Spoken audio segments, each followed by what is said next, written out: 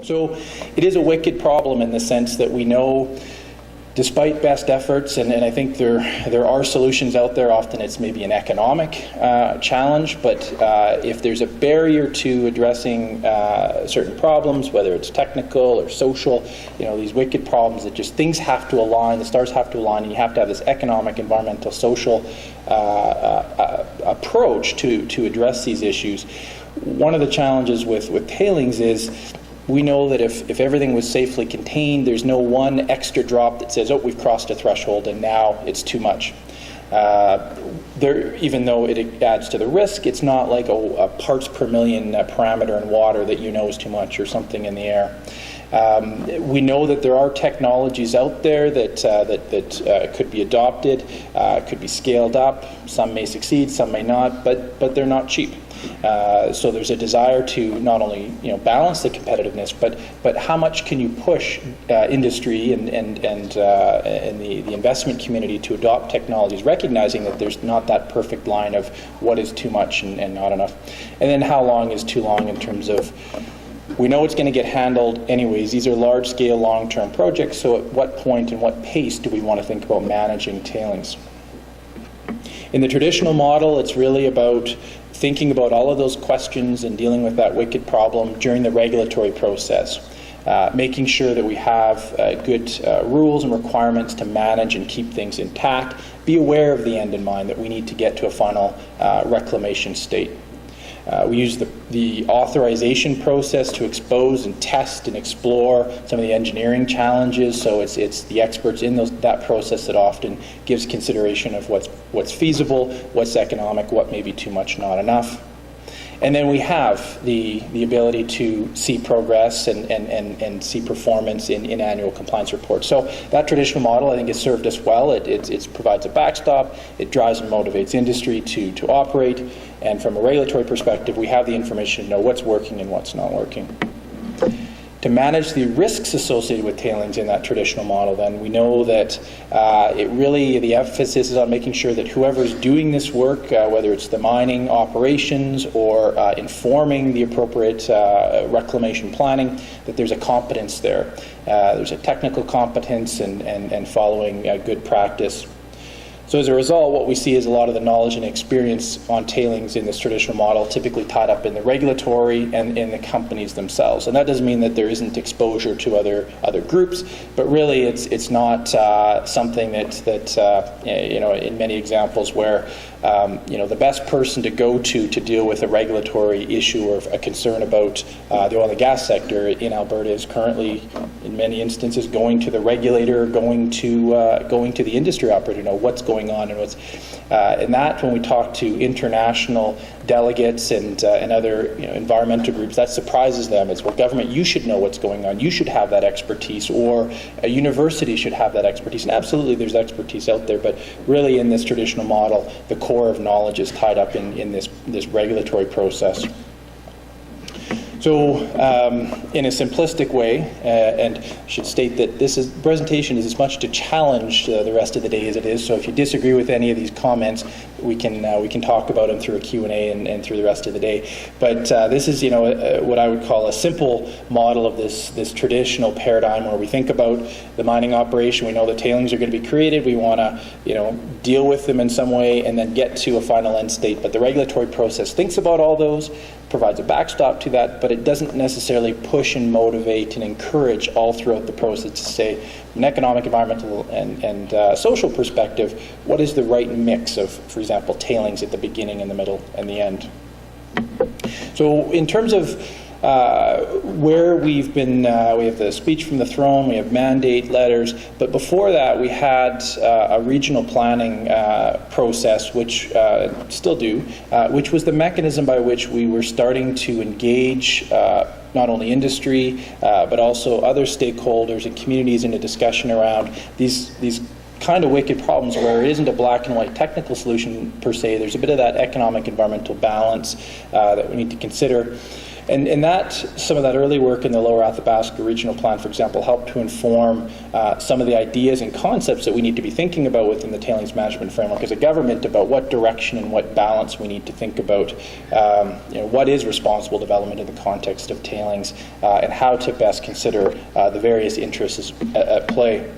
And so the broad land use framework provincially is helping to think about the cumulative effects of development, thinking about a forward look of 50 years growth and build out. It's looking at the reality that we all want jobs and strong economy, but if you live, work, and play in that community, there is an impact to that environment, whether it's social infrastructure or physical infrastructure in terms of the environment. And so at that sub-regional scale, people are best positioned to have that input of what is the right scale of development, guided by this planning process. And so in the Lower Athabasca, we did have, and that was the first out of the gate, and now we have the South Saskatchewan Regional Plan, but a process to not only scope out and set outcomes related to economic, environmental, social interests, but also introducing these management frameworks, environmental management frameworks that begin to set at a sub-regional, regional scale thresholds for how much is enough in terms of environmental quality, assimilative capacity, etc., the types of monitoring and reporting that needs to be done against some of those thresholds, and then what happens when you cross a line. And there's nothing magical in the creation of these frameworks other than a bit of a reset to say, we're not going to look at every single project, and if you're the last one in, you got to bear the weight of the world to try and stay under a threshold. There still are expectations of the latter projects, because there's sometimes more flexibility in terms of design opportunities. But it's to say, as we get to certain thresholds, whether it's air quality or water quality, there's an expectation that it's not just, again, the last person in that has to deal with it when we cross a line. We put too much air into the air contaminants up a stack, for example. It's a collaborative response that it's expected, say, industry or operators in that area, which could include agriculture, municipal. You need to work together to get back under that threshold. And that's a completely different paradigm for many of our operators, regardless of what sector, and sometimes even with government, you don't always see that type of collaboration. So it is a new paradigm, but it is a reality to say you're going to have to work together whether you like it or not. In most instances, there's been positive experience, but it's guided by something. It's guided by outcomes. It's guided by direction versus here's a problem, now you need to fix it, you guys figure it out. So what we actually get out of the Lower Athabasca Regional Plan in terms of guidance for tailings, so it is important. Sometimes we forget we did that a couple of years ago, so we're going to do a new tailings management framework. We got to go back to these foundational pieces. It's about progressive and timely reclamation, so it's not getting rid of tailings overnight. It's dealing with not only the current volumes that are being generated, but also some of the legacy volumes, or all of the legacy volumes. And most importantly, it within the Lower Athabasca Regional Plan, it recognizes, most importantly, but an important piece is that it recognizes the lead time necessary for the development and implementation of technologies over the next 10 years. So that doesn't suggest we've got to wait 10 years for technologies. Clearly, you look at the agenda over the last few days, the technologies are there. But the application at scale and scope, that's going to take some time. To get the confidence within the corporate circles and have the appropriate assurance through the regulatory agencies and government, that is going to take time. So maybe it should be 5, 7, 8, but what Lark talked about was 10 years.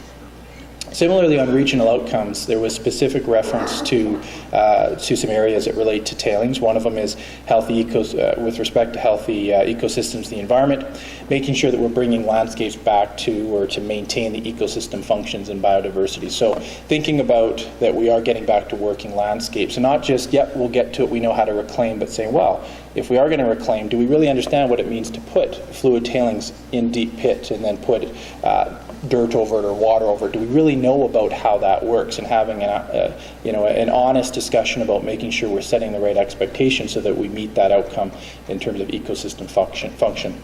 And similarly, the indicator that was the focus was on the volume of fluid tailings. It didn't say how much is too much, but it said we need to think about the volume of fluid tailings, and I'll talk a bit more about that later. The other piece that's going to put you to sleep with all those words, but the other piece that we have that's helping to guide and has been informing the discussions around the development of the tailings management framework, and really I think at heart of the recognition that government needs to step up and set some clear policy outcomes so that the regulator has that clear direction to be able to do what they need to do, is to have, through the integrated resource management system, a better articulation of the roles and responsibilities of the various players in this game. So we have, on the government side, we have environment and sustainable resource development and energy setting the policy direction, which should be separate and distinct from the role of the energy regulator to translate that policy direction into operational rules and have that ability and that autonomy to be able to translate very clear policy direction and clear intent in the way that they see appropriate to meet their mandate. Similarly, we have the monitoring agency that needs to create a level of independence so that it's not government that is the expert in providing information. It's not always the regulator or industry, but there is an independent group out there that is working with all those other parties, but is seen as the source of truth or the source of information. And then we also have the Aboriginal Consultation Office, which is growing as a key element of this process to make sure that we're effectively and not only legally but meaningfully engaging First Nation and Métis interests. So when we think about tailings management, it's not just government saying, okay, we're going to set some very specific things around technology and water management and ecosystem functions, and then the regulator is going to suddenly translate that into rules. It's a bit of a top-down, bottom-up, relating to, for example, if we think about water management, the need of government to talk to, where does the water go? Where do we expect the water? Can it be released into the Athabasca? Does it have to stay on the landscape? How many end-pit lakes that may be capping fluid tailings is sufficient?